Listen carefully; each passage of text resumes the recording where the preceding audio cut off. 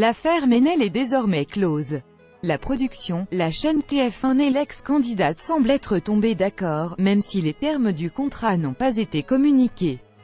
Après avoir accepté de renoncer à sa participation aux émissions en direct de The Voice, suite à la polémique pour d'anciens tweets à connotation complotiste, Ménel a aussi renoncé à voir diffuser son deuxième passage en trio, dont elle était sortie gagnante.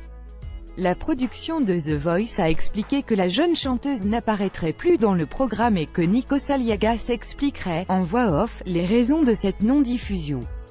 Le candidat battu en duel par Ménel sera repêché pour les primes en direct. Le risque du direct, ce tour de passe-passe rappelle le cas Gilbert Rozon.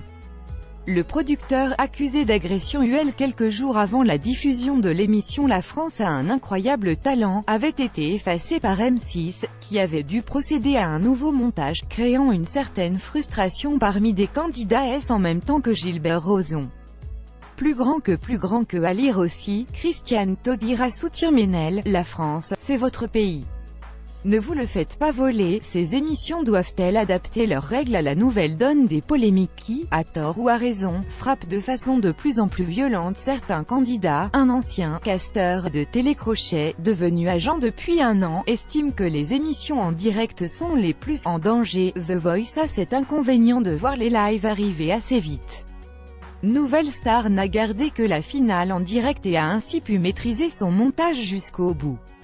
Si l'affaire Ménel avait éclaté après son deuxième passage à l'antenne, ça aurait été très problématique pour la chaîne. Ainsi, si les polémiques autour de candidats venaient à se multiplier, The Voice et consorts pourraient être de moins en moins diffusés en direct.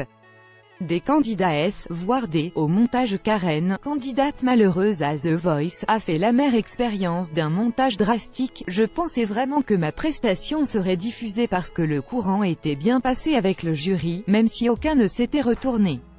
On avait parlé de nos expériences de casting, de la particularité de juger une voix soul, c'était intéressant. J'ai su ensuite qu'il y avait trop de candidates de mon genre et que j'en avais fait les frais.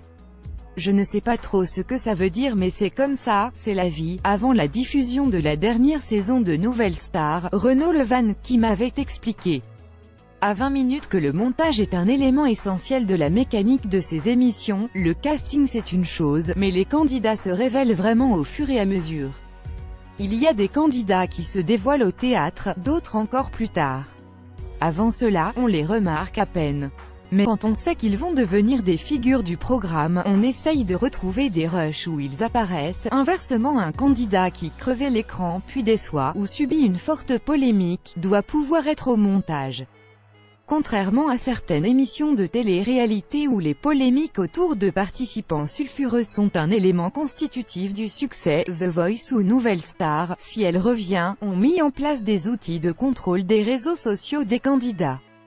Ainsi, ils sont de plus en plus nombreux à débarquer sur des émissions avec des pages Instagram flambant neuves. Parce que le montage ne peut pas tout.